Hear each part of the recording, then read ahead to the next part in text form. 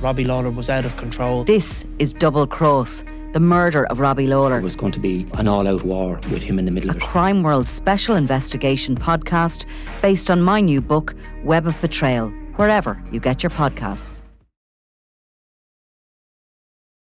There's been a development in the story of John George in Spain. A body has been found. DNA tests are awaited, which are going to take a little while, but it appears that from the tattoos and the clothes on the body, it's likely John George. Yeah, so a statement from the family came in through a solicitor yesterday, and they said that basically Spanish police had been in touch with the father of John George yesterday evening. Billy George, yeah. Around 5, and had basically said that they believe that... Right.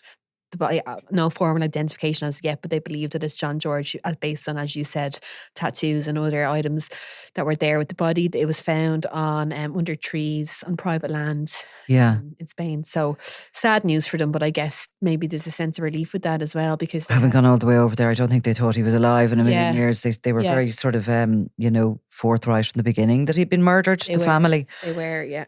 So it brings something to an end, but I suppose opens up a whole other thing. There's been a man arrested, a Czech national. Yes. The same guy that Alison Morris was speaking about, that her investigations out there had identified as this kind of...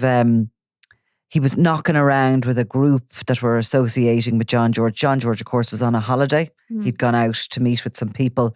He had phoned home on the 14th of December and appeared distressed on the call. And his father had urged him to get a flight home. And he'd booked a flight for something like the 18th or the 17th, but had never got on it. And so it's suspected really that between the 14th and the 17th of December something had happened, but I think they're really homing in on the 14th, that day that he made that last phone call home. And this Czech national has been in the mix from the beginning.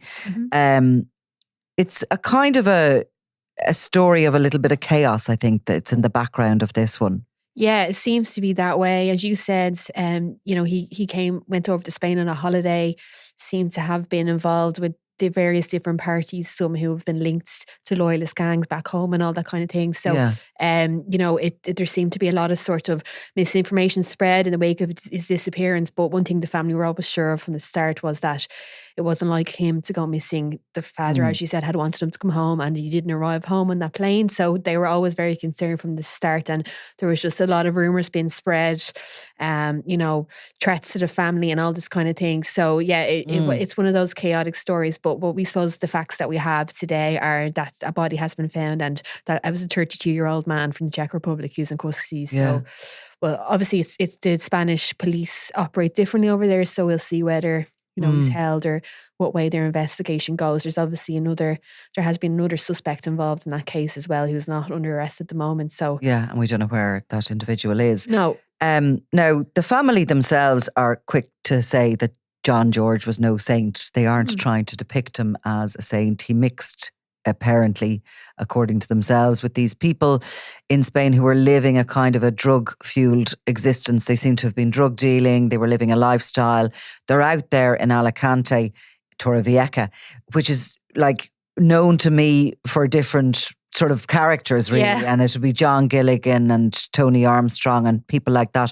We ourselves have been over and back to that area over the years. Of course, it was where the Westies went missing and were later found dead. There's a lot of criminal activity, a lot of underworld characters in that area. But this grouping that he was mixing with seemed to have been from the north of Ireland. They seem to be involved in drug dealing and various other criminal activity. And it appears, and it will no doubt emerge, that there was a row, and perhaps John George went out to straighten with somebody, or to have a straightener, as whatever it is they say, and that this individual took out a gun, and it was totally unexpected. It was a chaotic kind of an unplanned murder. I was surprised at this stage that the body was discovered just lying. It hadn't been buried. It hadn't been hidden by all accounts. It was at a tree. Were those cadaver dogs involved in finding it? I think so, yeah. So obviously this has been ongoing for weeks now, this search. And it was a private land, so maybe that was why it took a bit Right. longer. But yeah, no, there was a massive police separation involved. And even we were out there on Saturday. We had a photographer up Yeah. with the family at the weekend, and there was different locations mentioned even then. Like there was dogs supposed to be in certain areas looking for. And this place is body. called Rojales. I'm sure I'm not pronouncing Yeah. that perfectly well. Sounds better than what I was describing it as. Well, it's hard to know. near San Near Torrevieja anyway. Cassid. Yeah. 15 minutes drive, so not even 15 kilometres from Torrevieja. The other side, really, of Torrevieja, sort of the northern side of it, along that coast. Last seen in a property 15 minutes away. Yeah. So he's either gone there willingly or his body has been transported. We've no idea with any of that yet until the forensics. And, like the remains are there for coming up to 1 month. So there must be, the remains wouldn't be totally intact. There must be some decomposition, which is going that has been reported that they were. It has, yeah. Remains, yeah. It's going to slow things down a bit, I imagine. Yeah. With the I suppose and that is obviously the next step to try and get his remains home.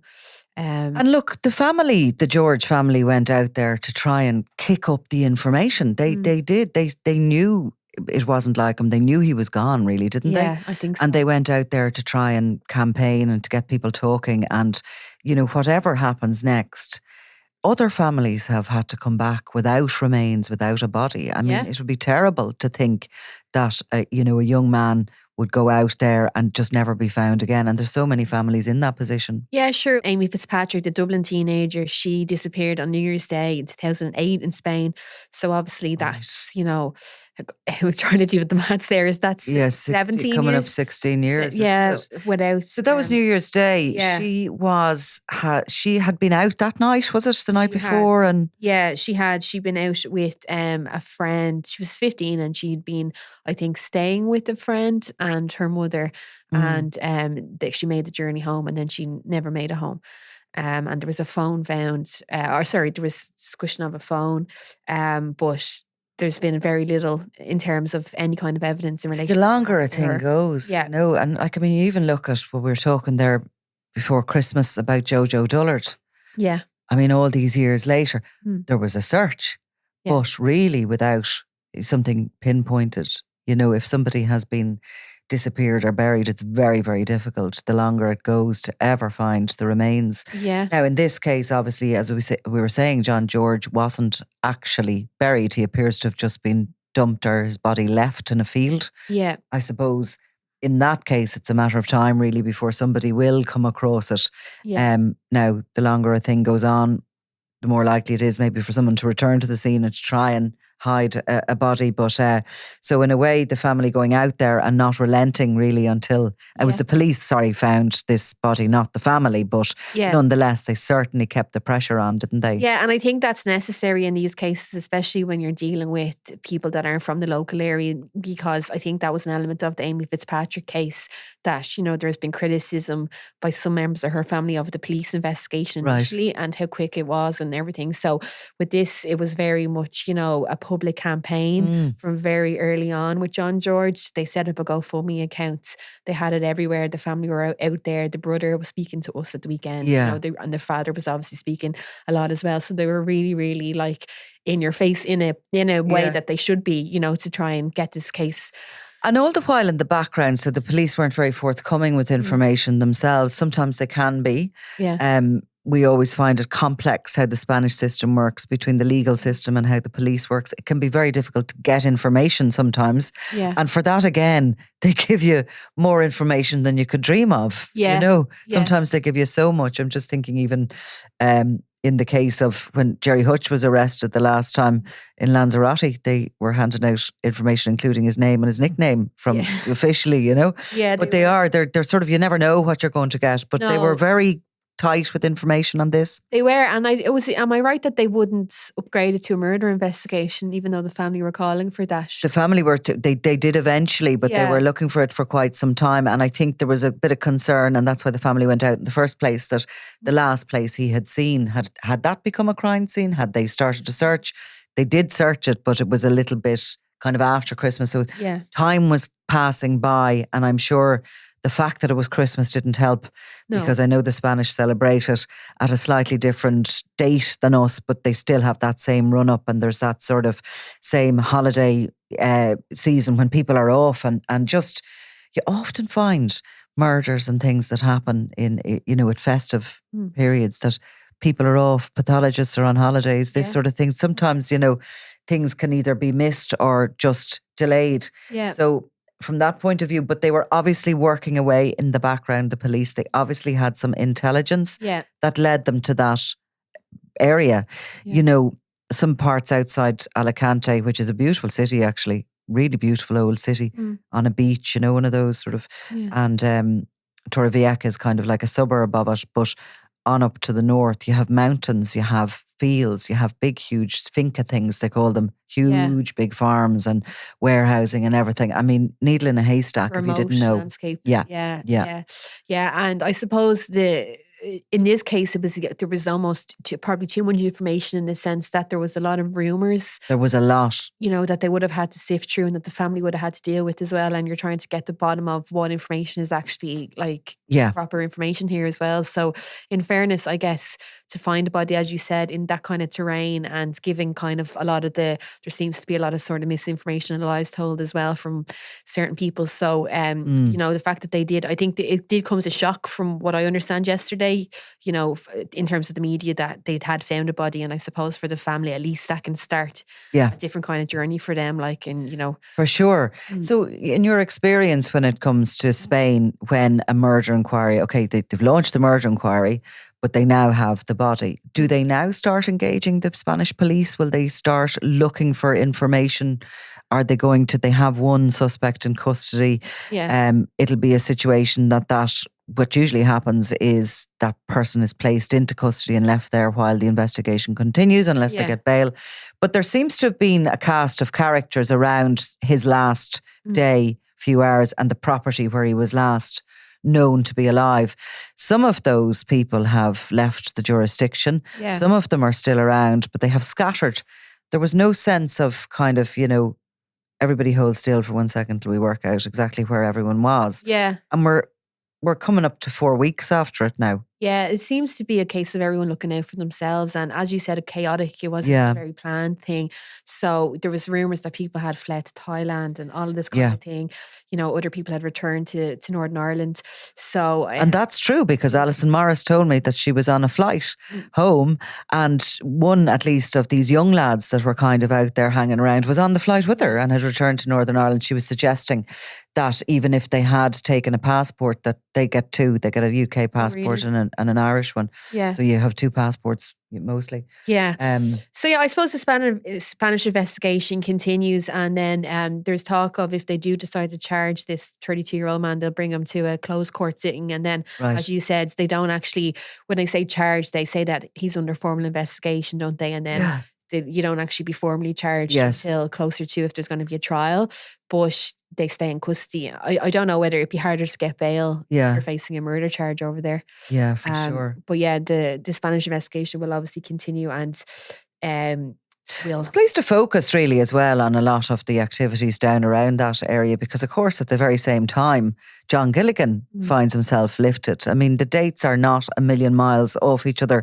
I don't have an exact date that he was arrested, but certainly it was the property he was living in where these drugs were found, and he's been placed in custody and hasn't been able to either raise bail or get out ever since. But the proximity of these two properties actually is their neighbours practically, you know what I mean?